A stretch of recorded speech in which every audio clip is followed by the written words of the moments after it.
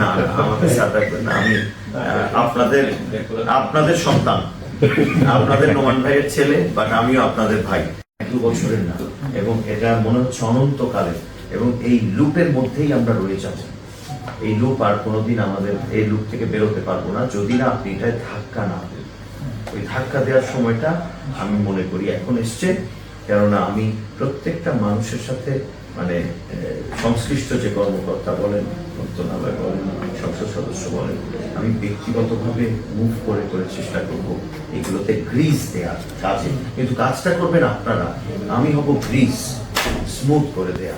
আর যদি বলেন না এটা এইভাবে করলে আমাকে গাইড করেন, আমি তাহলে সেভাবে করব।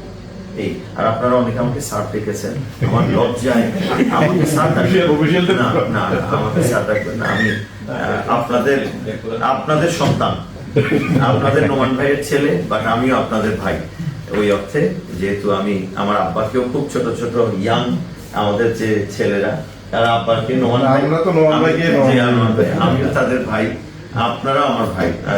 কোনোদিন আমাকে ওভাবে করবেন না। ইনশাল্লাহ আপনাদের সাথে দেখা হবে। Thank you very much.